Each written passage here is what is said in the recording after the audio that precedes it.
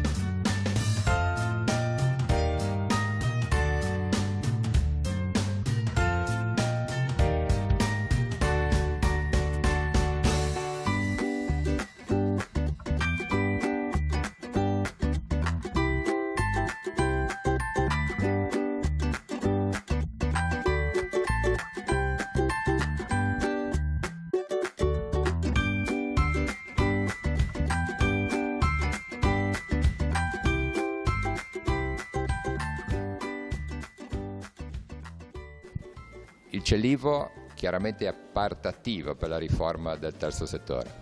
Sì, il Celivo sta accompagnando e aiutando le associazioni con servizi gratuiti per sostenerle negli adempimenti relativi alla riforma del terzo settore. In particolare ricordo che entro il 2 agosto del 2019 tutte le organizzazioni di volontariato iscritte al registro e le associazioni di promozione sociale iscritte al registro dovranno adeguare i propri statuti al codice del terzo settore. Il Celivo ha predisposto insieme alla Regione e all'Ordine dei commercialisti degli schemi di statuto per aiutarle e sta anche svolgendo degli incontri di consulenza collettiva e individuale, sempre gratuiti, per accompagnare le associazioni in questo adempimento. Tra l'altro un territorio, tutta Italia, ma anche la Liguria, molto attivo nel mondo del volontariato.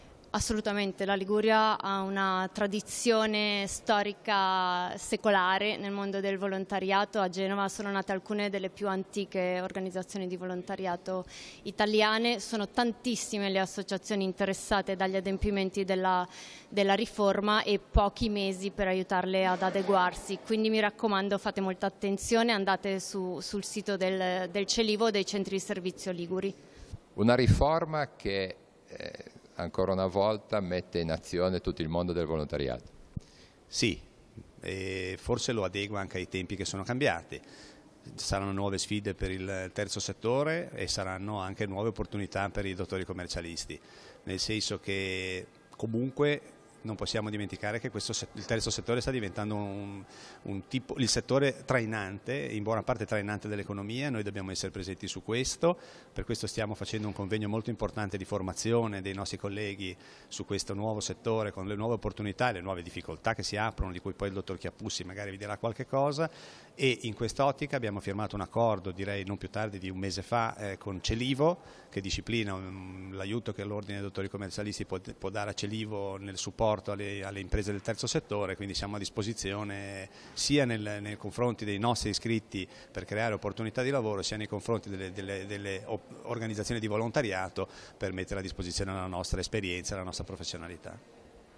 Ancora una volta, insomma, il mondo del volontariato è alle prese con le carte. Sì, in questo caso si tratta di un cambio epocale per tutto il mondo del volontariato e dell'associazionismo in genere, perché questa riforma ha voluto inserire per una volta per tutte nella legislazione italiana che il terzo settore è centrale ed è uno dei punti importanti proprio per la vita della comunità italiana tutta. In questa riforma ci sono dei punti di forza, ci sono dei punti delicati. Il punto di forza è che comunque ogni associazione di volontariato deve ripensarsi e deve capire cosa vuol fare, cosa vuol essere e come può potenziare la propria attività, soprattutto con l'utilizzo massivo dei fondi e dei volontari. Le parti delicate sono molto più tecniche e sono dedicate a tutti i decreti attuativi che devono ancora essere emanati, tra cui la stessa iscrizione del registro unico del terzo settore e tutta una serie di altri adempimenti amministrativi che rendono ad oggi ancora molto difficile la navigazione in questo mare. Ecco, si parla di un cambiamento dello statuto che le associazioni ONLUS e no devono fare. Sì, è obbligatorio una modifica dello statuto che deve recepire tutte le nuove indicazioni della riforma. Per tranquillizzare un po' però le persone, chi era già costituito in forma di organizzazione di volontariato, di associazioni di promozione sociale, le modifiche sono molto poche perché già quegli statuti nelle loro leggi di origine riportavano prevalentemente i principi e tutte le norme che adesso richiede il codice. Per finire, Presidente, si parla spesso, soprattutto i nostri amministratori, di semplificazione. Qua mi sembra che comunque si complica sempre tutto. Cosa ne pensate? No, non mi spaventerei così. Le cose si regolamentano per fare in modo che anche un settore che era marginale, forse percepito come tale fino a un pochino di tempo fa, è divenuto centrale. Quindi è anche giusto che nell'ambito di queste iniziative ci sia trasparenza, ci siano regole omogenee per tutti. Non mi preoccuperei, non lo prenderei con un elemento negativo di complicatezza e di complicazione, ma come un'opportunità. Ci crediamo. La Regione Liguria a supporto del mondo del volontariato. Sì, abbiamo assunto questa iniziativa proprio per venire incontro a tutto il mondo del volontariato, ma in particolar modo delle piccole associazioni, perché sappiamo che le associazioni più strutturate hanno magari la possibilità di poter dotarsi di qualche professionista che le accompagna, ma le più piccole rischiamo di perderle, perdendo un patrimonio fatto proprio di cittadinanza attiva, genuina, vera, quindi sarebbe veramente un grosso rischio che non vorremmo correre. Quindi Regione Liguria, insieme ai centri servizi e all'Ordine dei commercialisti, ha intrapreso questa iniziativa per accompagnare le associazioni verso questi step che la normativa nuova sul terzo settore ci sta rilasciando.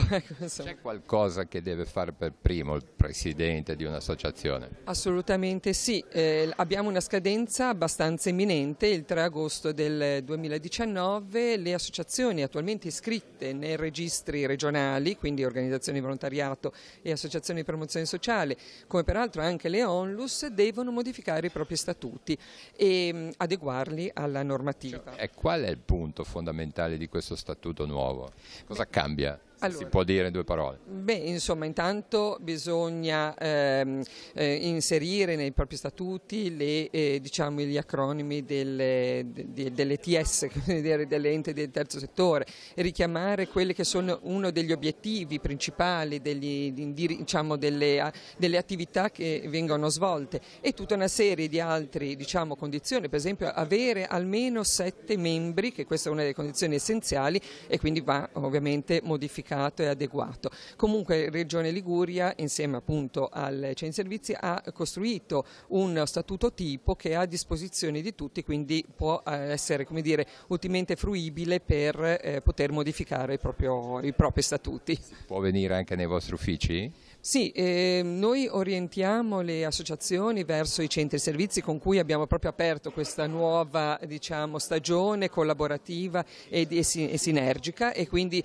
riteniamo che l'associazione, anche perché è più vicina al territorio, ne abbiamo uno per territorio, una Spezia, una Genova, un Savona Imperia insieme, e quindi consigliamo di rivolgersi ai centri servizi, però gli uffici sono sempre a disposizione. Il mondo del volontariato in Subulio. Beh, da tempo sappiamo che c'è questa normativa che abbiamo seguito attentamente anche nel suo svolgersi, e siamo chiamati a una evoluzione da questo punto di vista, con molta attenzione a non rinunciare alle radici identitarie che da decenni, a volte da secoli, hanno accompagnato le nostre organizzazioni, ma con la capacità di corrispondere a alcuni requisiti che la normativa chiede, e questo spesso può facilitare la chiarezza, insomma, la trasparenza del mondo del volontariato in una fase storica in cui l'elemento reputazionale è importante anche nelle relazioni pubbliche. Noi sappiamo che sono migliaia le organizzazioni dove milioni di volontari sono attivi, sono presenti nelle maniere diverse ma sempre molto significative, è un apporto fondamentale per la nostra comunità. I centri di servizio hanno proprio una funzione di supporto per tutti i soggetti di terzo settore affinché il volontariato si sviluppi sempre di più come esperienza peculiare del nostro intendere la cittadinanza. Ecco, diamo uno sguardo però positivo al futuro, malgrado queste cose che bisogna fare entro agosto.